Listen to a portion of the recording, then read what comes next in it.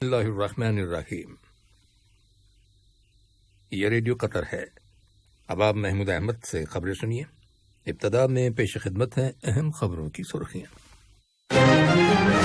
امیر نے قطر کی internal security force کے شعبے لخویہ کی ایک ٹیم ترکی روانہ کرنے کی ہدایات جاری کی ہیں، جو ترکی کے مختلف صوبوں میں لگی ہوئی آگ میں لاپتہ ہونے والے افراد کی تلاش کے کام میں مدد فراہم کرے گی۔ صاحب اسم امیر نے سوئس فیڈریشن اور بینن کے صدور کو مبارکباد کے برقی پیغامات ارسال کیے ہیں۔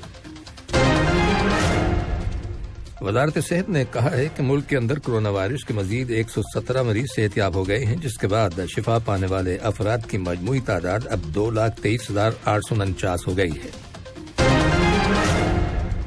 اور کابل سے آمدہ رپورٹس کے مطابق افغانستان کے مختلف علاقوں میں سرکاری فوج اور طالبان جنگجوؤں کے مابین لڑائی جاری ہے، اور طالبان نے مزید شہروں پر قبضہ کرنے کے لیے اپنے حملے تیز تر کر دیے ہیں۔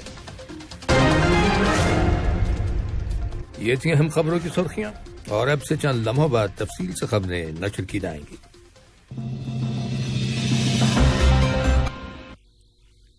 لیے جب آپ تفصیل سے خبریں سنیے۔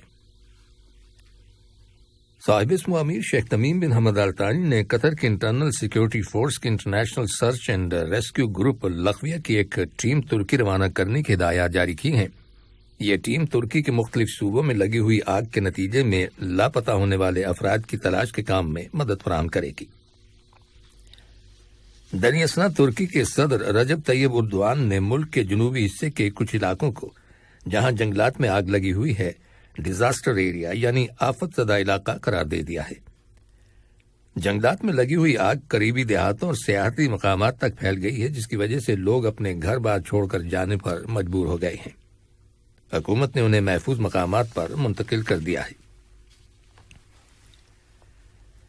صاحب اسم امیر شیخ تمیم بن حمد آل ثانی نے سوئس کنفیڈریشن کے صدر پارملن کو ان کے ملک کے قومی دن کے موقع پر اور بینن کے صدر پیٹرک ٹیلون کو ان کے ملک کے یوم آزادی کے موقع پر مبارکباد کے برقی پیغامات ارسال کیے ہیں۔ نائب امیر شیخ عبداللہ بن حمد آل ثانی نے بھی اس موقع کی مناسبت سے سوئس کنفیڈریشن اور بینن کے صدور کے نام مبارکباد کے برقی پیغامات روانہ کیے ہیں۔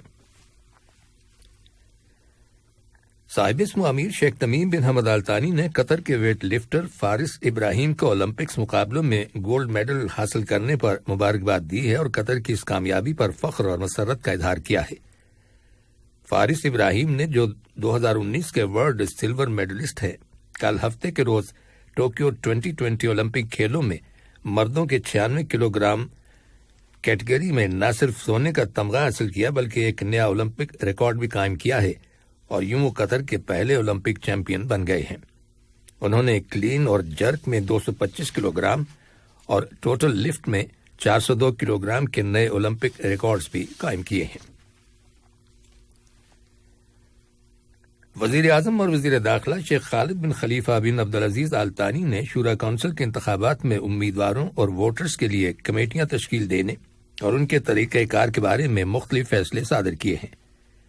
ان فیصلوں کے تحت امیدواروں کے معاملات سے متعلق تشکیل دی گئی کمیٹی کو امیدواروں کی طرف سے کاغذات نامزدگی کو وصول کرنا اور ان کی چھان بین کرنے کے بعد شرائط پر پورا اترنے والے امیدواروں کی فائنل لسٹ کا اعلان کرنے کی ذمہ داری سونپی گئی ہے۔ ووٹرز کے معاملات سے متعلق کمیٹی کو ووٹرز لسٹ کو تیار کرنا اور ووٹرز کے مستقل ایڈریسز کا تعین کرنے کی ذمہ داری سونپی گئی ہے۔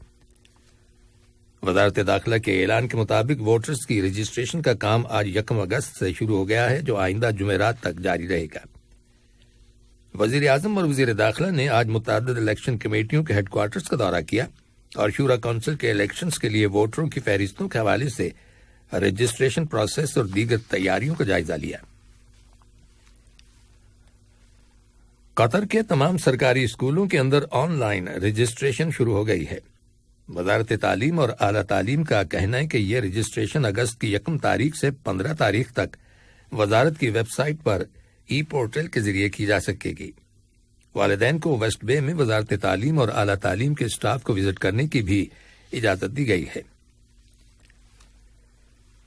وزارت صحت نے اعلان کیا ہے کہ ملک کے اندر گزشتہ 24 گھنٹوں کے دوران کرونا وائرس کے 151 نئے کیسز رجسٹر کیے گئے ہیں، جن میں سے 95 کا تعلق مقیم لوگوں سے ہے جبکہ 56 کیسز کا تعلق ان ٹریولر سے ہے جو حال ہی میں بیرون ملک سے دوحہ آئے ہیں۔ وزارت صحت نے کرونا وائرس کے مزید 117 مریضوں کے صحت یاب ہو جانے کی بھی تصدیق کی ہے، جس کے بعد شفا پانے والے افراد کی مجموعی تعداد اب 2,23,849 ہو گئی ہے۔ بھارت اور قطر نے رواں ماہ اگست کے لیے ایئر ببل معاہدے میں توسیع کرنے کا اعلان کیا ہے۔ یاد رہے کہ بھارت نے کرونا وائرس کے پھیلاؤ کی وجہ سے بین الاقوامی پروازیں بند کر رکھی ہیں، تاہم کچھ ممالک کے لیے ایئر ببل معاہدے کے تحت پروازوں کا سلسلہ جاری ہے۔ مذکورہ معاہدے میں توسیع ایسے وقت میں کی گئی ہے جب وزارت صحت نے ریڈ لسٹ میں نئے ممالک شامل کیے ہیں، جبکہ کچھ ممالک کو گرین اور یلو لسٹ سے نکال دیا گیا ہے۔ یہ خبریں ریڈیو قطر سے نشر کی جا رہی ہیں۔ آج مقبوضہ مغربی کنارے کے علاقے میں قابض اسرائیلی فورسز نے فلسطینیوں کی 59 بلڈنگز کو مسمار کر دیا۔ فلسطینیوں کے گھروں کو گرائے جانے کی اس عمل میں گزشتہ 2 ہفتوں کے دوران 96 فلسطینی بے گھر ہو گئے ہیں۔ اسرائیلی حکومت کا دعویٰ ہے کہ یہ گھر بغیر پرمٹ کے تعمیر کیے گئے تھے۔ اقوام متحدہ کی ایک رپورٹ کے مطابق مقبوضہ مغربی کنارے کے علاقے میں گھروں کو مسمار کیے جانے کی کارروائی کے دوران اسرائیلی فوج کے ہاتھوں 615 فلسطینی زخمی ہوئے ہیں، جن میں 3 ماہ کے ایک بیوی سمیت 24 بچے شامل ہیں۔ ایران کی حکومت نے اسرائیل کے اس دعوے کو مسترد کر دیا ہے کہ رواں ہفتے کے آغاز میں عمان کے سمندری علاقے کے قریب ایک بحری جہاز میں ایرانی حملے میں عملے کے 2 ممبران ہلاک ہو گئے۔ ایران کی وزارت خارجہ کے ترجمان نے آج ایک ورچوئل نیوز کانفرنس کے دوران اسرائیل کے ایران پر لگائے گئے الزامات کی مذمت کرتے ہوئے کہا کہ یہ پہلا موقع نہیں ہے جب اسرائیل نے اس طرح کے دعوے کیے ہوں۔ یاد رہے کہ مذکورہ بحری جہاز پر عمان کے جزیرے مسیرہ کے شمال مشرق میں ایک ڈرون حملہ کیا گیا تھا، جس میں برطانیہ کا ایک اور رومانیہ کا ایک شہری ہلاک ہو گئے تھے۔ اسرائیلی حکومت کا دعویٰ ہے کہ اس حملے کے پیچھے ایران کا ہاتھ ہے، لیکن ابھی تک ثبوت فراہم نہیں کیے گئے۔ امریکہ کی حکومت نے کہا ہے کہ اس نے محکمہ انصاف کی جانب سے جاری کردہ ہدایات پر سنگاپور کی ایک آئل کمپنی کے تیل بردار بحری جہاز کو اپنے قبضے میں کر لیا ہے۔ الزام لگایا گیا ہے کہ یہ آئل ٹینکر غیر قانونی طور پر شمالی کوریا کے لیے آئل لے جا رہا تھا۔ اس آئل ٹینکر میں 2734 ٹن تیل ذخیرہ کرنے کی گنجائش ہے اور یہ اس وقت کمبوڈیا میں ہے۔ کابل سے آمدہ رپورٹس کے مطابق افغانستان کے مختلف علاقوں میں سرکاری فوج اور طالبان جنگجوؤں کے درمیان لڑائی جاری ہے اور طالبان نے مزید شہروں پر قبضہ کرنے کے لیے اپنے حملے تیز تر کر دیے ہیں۔ آج صبح قندھار کے ہوائی اڈے پر راکٹ سے حملہ کیا گیا، جس کے بعد ایئرپورٹ سے تمام پروازوں کی آمد و رفت معطل کر دی گئی۔ ایئرپورٹ کے رن وے پر 2 راکٹ گرے، جس سے اسے نقصان پہنچا۔ انتظامیہ نے فوری طور پر اس کی مرمت کا کام شروع کر دیا تھا اور فلائٹ آپریشن کے جلد بحال ہو جانے کی توقع کی جا رہی ہے۔ دریں اثنا طالبان نے ایک اہم صوبے ہلمند کے دارالحکومت لشکرگاہ کو اپنے گھیرے میں لے لیا ہے اور وہاں طرفین کے مابین شدید لڑائی جاری ہے۔ اس کے علاوہ ہرات شہر میں بھی جھڑپیں جاری ہیں، جہاں افغان فضائیہ کے جنگی ہوائی جہازوں نے طالبان کے ٹھکانوں کو نشانہ بنایا۔ بمباری کے نتیجے میں کم از کم 100 طالبان مارے جانے کی خبر ملی ہے۔ آخر میں اہم خبروں کی سرخیاں ایک بار پھر سن لیجیے۔ صاحب اسم امیر نے قطر کی انٹرنل سیکیورٹی فورس کے شعبے لخویہ کی ایک ٹیم ترکی روانہ کرنے کی ہدایات جاری کی ہے۔ صاحب اسم امیر نے سوئس کنفیڈریشن اور بینین کے صدور کو مبارکباد کے برقی پیغامات ارسال کیے ہیں۔ وزارت صحت نے کہا ہے کہ ملک کے اندر کرونا وائرس کے مزید 117 مریض صحت یاب ہو گئے ہیں، جس کے بعد شفا پانے والے افراد کی مجموعی تعداد اب 2,23,849 ہو گئی ہے۔